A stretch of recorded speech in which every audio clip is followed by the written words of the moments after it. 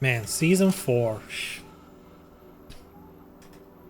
What a meltdown yesterday. Holy shit. I can't believe, dude, I was genuinely in disbelief yesterday what was happening. Like, oh, let's give a couple people access to the patch and, you know, they'll fucking stream it and shit. It's like, what? It doesn't even make sense. Like, first of all, I think what rubbed people the wrong way is when a patch like this drops, you know, like a couple of new moves, a bunch of frame changes, you know, new character, whatever, right?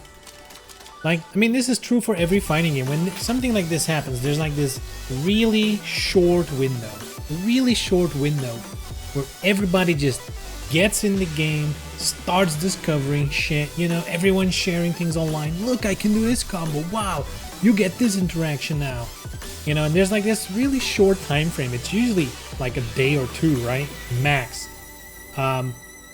You know, where people are just sharing stuff, having fun. You know, the Discords are super active, Twitter's full of videos. And that's like one of the coolest times in fighting games, when everyone's just like really discovering shit, having fun, instead of just grinding ranks, right? And this basically took that all away. Like, sure, there's like, for example, an Ana expert is gonna find more shit than the main man would. But that's like the final 10%, right? Like the initial 80% of all the cool shit you can find, we've already seen by now, before the patch dropped.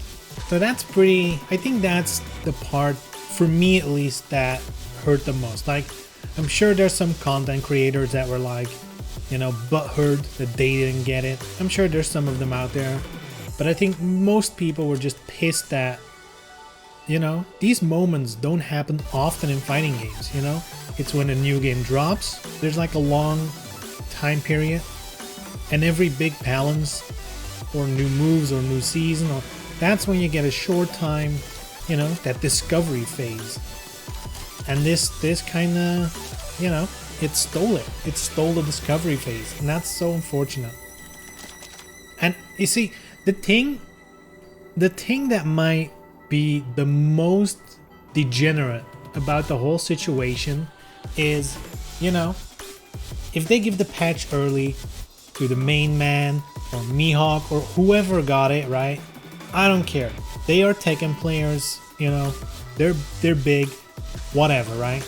But if you're gonna give it to some random schmohawk who plays Tekken for an hour with a new patch, then switches to fucking Flight Simulator while still in the Tekken category, get the fuck out of here. Who made that decision? Like, clearly the people who made these decisions had no idea about the community. Not even a clue. They just looked at some numbers. Oh, this is a big EU streamer, whatever. Boom, here's a key. Here's early access, bitch. And you can be angry for someone to accept it, right? Like, if they would have come to me, you can bet your ass I was streaming that shit. But that's not the point. You know, the people who accept that offer are not at fault. It's the people who give the offer. Those are in the wrong. They should have known better. That really happened? Yes, that did happen. It was pretty horrible to see, you know? Flight Sim Season 4 Tekken. It's pretty rough. Pretty rough. And yeah, clearly some marketing dude over at Namco. What was it? I think it was Bandai Namco Nordic. Someone there must have pulled the trigger on that. Because clearly, you know, like you said, Harada and Murray, they didn't really agree with what happened, right? And you know how these things go, right? Like, these kind of things are part of the marketing, right? And often the marketing team, they have like a marketing budget and they have to use it because that's how they write it off as costs for the company and whatever, blah, blah, blah, right? So at some point they have to do shit to burn through the marketing budget. And these are the kind of things that happen when they probably just need to get some shit done. But man, what a bummer. What a bummer. Dude, and even Kunimitsu, that's maybe even the worst part. Even Kunimitsu.